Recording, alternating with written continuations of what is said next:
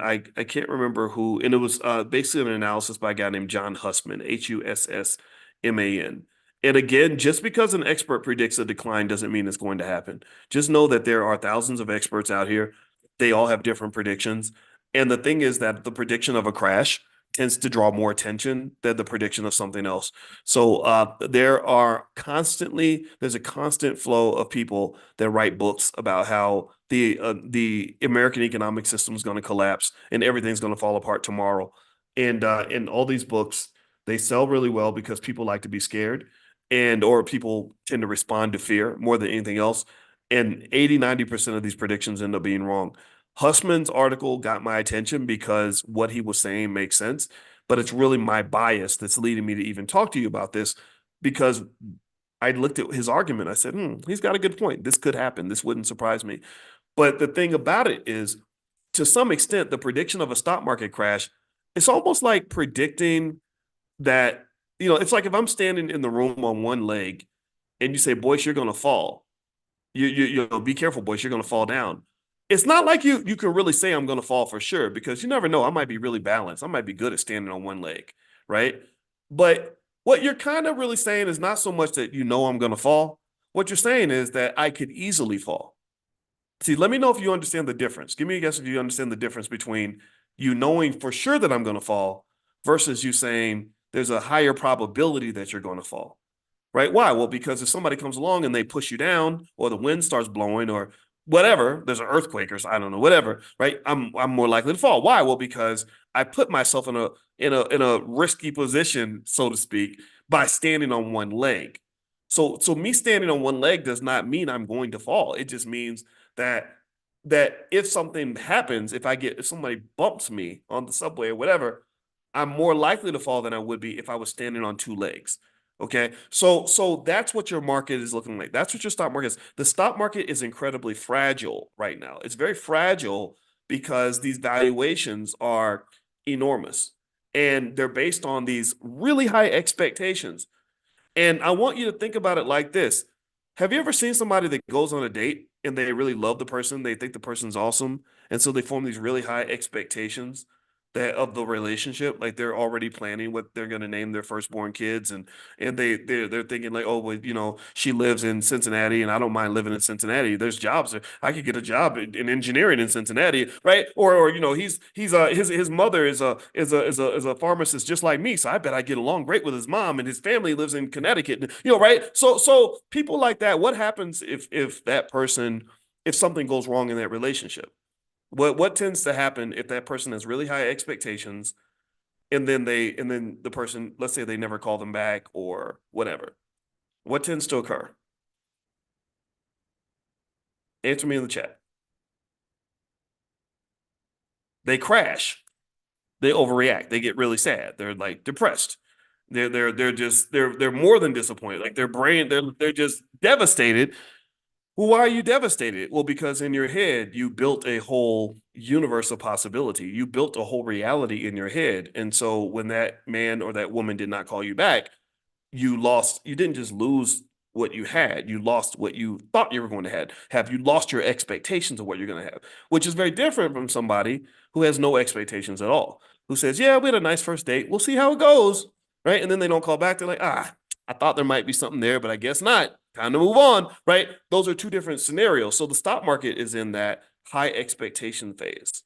It's looking at Nvidia. It's saying, "Woo, if I'm going to marry Nvidia, and Nvidia is going to make me rich, and this company's going to they're worth 2 trillion now, but they're going to be worth 10 trillion in 5 years, and because the chip market is going to grow and it's amazing, and AI and right." So they're placing all these expectations, and they're building this whole universe of all these other realities that they believe are going to occur because of what they've seen so far. But the problem is that they don't know what's really going to happen. You don't know this happened in the dot-com bubble. The dot-com comes out, the internet's a big thing. They see these companies, they're thinking, oh my God, this internet thing's going to be huge, and which it was, but you don't know which companies are going to be huge in it. And they were giving these companies enormous valuations. And then suddenly reality hits. A couple things go wrong, and then pop, all these prices. Suddenly that stock that was trading at $300 is trading at $8.45, right? And that's because expectations don't always get met. And the higher the expectation, the more fragile the situation. The higher the expectation is, the more likely it is that you're not going to meet it, which means that you're in a risky scenario when you sort of lean into those expectations. So, because what the stock market really is, the stock market is not a reflection of what these companies are truly worth. A stock market is not a reflection of what's happening right now. Stock market is not a reflection of how much money these companies make. The stock market is a reflection of the expectation of what these companies are going to do in the future. Do you understand?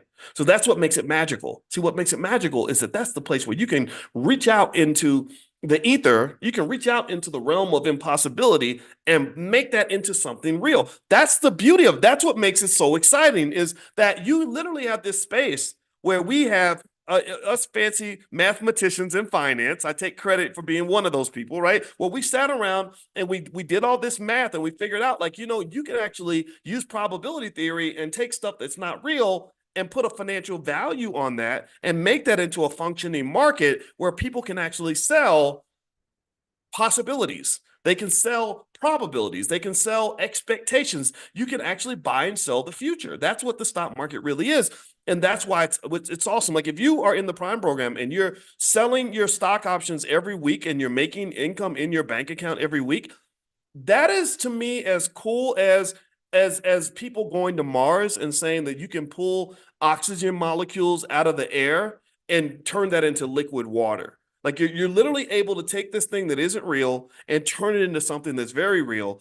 But the problem is, though, that translation involves a lot of calculations and assumptions that may not actually be met.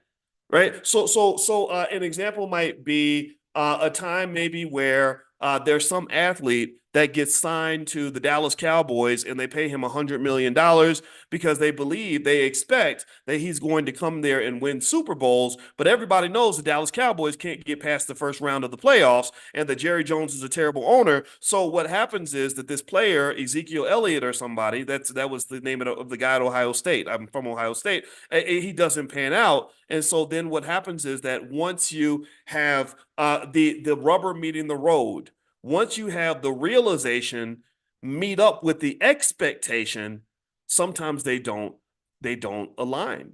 The realization shows up and says, no. You're based on your expectation. You're the expectation. You're based on fantasy. I'm based on reality. So what then happens is that when the realization and the expectation meet, the expectation dies and it gets replaced by reality. It's like, if I tell you all right now, if I do a Cat Williams and I say, I never talk about it much, but I'm actually the fastest human being on the planet. I don't know if y'all know that or not, but me and Usain Bolt raced one time, and I beat him by a couple meters, and so I could probably break the world record because I'm just that fast. And let's say that I'm very convincing when I say it. Let's say that I show you some fake documents to show you that I was in the Olympics, and I only got a silver medal, and they didn't show it on TV because at that time they had a blackout, and it's racism and stuff. They don't put black people on TV, and but yeah, I'm the fastest man in the world. And let's say that you believe that, right? So you form a false belief that I am the fastest man in the world, and maybe you pay me to make appearances or something. I don't know, whatever, right? We do business because you think I'm the fastest human being on the planet. Well, then there's that one day where somebody says, okay, well, come on out to the track and we're going to have a stopwatch and we're going to time you to see if that's really true, that you really are the fastest man in the world. And so then I show up and I run as fast as I can. And then you find out that I'm slower than a 12-year-old girl. And then you suddenly, all your expectations are crushed. Why? Well, because reality met up with expectation. Reality and fantasy collided, and reality always takes over. So what you see with stocks is that you'll see a stock price that might be really high based on expectations, right? The stock is flying high because everybody loves the company. Oh my God, they're going to make so much money, so amazing, blah, blah, blah. But then the company does their earnings announcement and they come out and they say, we told you we were going to make $1 billion this quarter, but we didn't. We made 900 million instead. Right. So on one hand, you're like, well, that's still pretty good, right? 900 million, that's a lot of money. The problem is that you didn't meet the expectation. We thought you were going to make $1 billion. So that means we're going to have to do a correction on your stock price. Your reality was not consistent with the expectation. So reality takes over. Expectation is the baby daddy. Reality is the husband. When the husband shows up, the baby daddy and the ex-boyfriend have to step to the side. So reality steps in and says, no, no, no, this is what you're really dealing with. And so sometimes reality and expectation are very different, and that causes a massive adjustment in the stock price. Right. So ultimately, a lot of what you see in the market when you look at a stock price, just know that what you're looking at is not a reality. You're looking at a best guess of what reality is going to look like after a certain amount of time passes, but nobody really knows for sure. That's what makes the stock market fun and interesting too, is that with all these experts out here and all these fancy models that people have, and I believe me, I've seen all the fancy models, nobody really knows exactly what's going on because all the inputs in these models are based on people's best guess of what the future is going to hold. But nobody knows exactly what the future is going to hold. Nobody knows what 2025 and 2026 and 2027 are going to look like, but we have to guess. And that's where your stock prices come from. Okay. So I hope that this helps you to see investing better. I hope that this makes sense for you. We have gone over an hour. I usually plan to go 30 to 45 minutes, but sometimes the Holy Spirit catches me and I just keep going. So anyway, just quick reminders. Don't forget that on Wednesday we're doing Powernomics training. If you text the word greatness to 87948, that I will send that link to you so you can join us Wednesday night. Text greatness to 87948. Also, my book is called The 10 Commandments of Black Economic Power, by the way. You can get a copy at drboycebooks.com along with the study guide. A few more questions. Travis says, should you borrow whole life insurance to do stock options? You could. I've seen people do that. We do have students that do that. If you want to take a look at the Prime program, it's drboyceprime.com. Prime stands for Passive Recurring Income Machine. The goal of the class period is to increase income, and there are direct strategies to do this. And it's real stuff. So we don't do hocus pocus here. We're not here to be flashy, pretend financial experts. I really do know what I'm talking about. So feel free to join us, drboyceprime.com. Larry Graham says, how did OTLK go from 45 cents to 11 bucks? With a 20-to-1 split? I'm confused about it. You know what? I'm confused about it too, Larry Graham. I'm going to look it up. I know that we did talk about that class. Another one, Cipher Mining, that we talked about. It looks like that one did pretty well. So there are some stocks that do well that we talk about, and then some of them don't do as well as you hope. But that's one that did do pretty well. I remember us talking about that in class. Is there a recording from Ace Chapman? Send an email to support@theblackbusinessschool.com. They might be able to get you the recording. I don't know if his offer is still available though. You may still be able to join his mastermind, but I think that it would have to be at the regular price. But if you email support@theblackbusinessschool.com, you can get access to that recording as well. Have you heard anything else regarding Christina Parks reclaiming free speech case? No, I have not, Barbara. I didn't know about that. I got to reach out to Christina and find out. I don't. Dr. Christina Parks is one of our adjunct faculty in the Black Business School. She has a PhD in cellular molecular biology from the University of Michigan. We also have some other great faculty, Dr. Lene Javette, who's an expert on Black women starting businesses. She's part of our faculty too. She did an event last week. Ace Chapman has made millions of dollars acquiring businesses. He was here this weekend. And also Michael Edwards is running our Forex Academy. So if you have an interest in Forex, you can go to b1forex.com. That's b1forex.com. I think that there's still space to join the academy. I think they're going to start very soon. So if you're interested in Forex, you can go to b1forex.com. Last question. When you notice things are declining in the market, is that the time you should sell a few certain stocks and put money somewhere else? You know what, Barbara? That strategy makes sense on the surface. It seems intuitive, but ultimately that's not really the best way to approach it.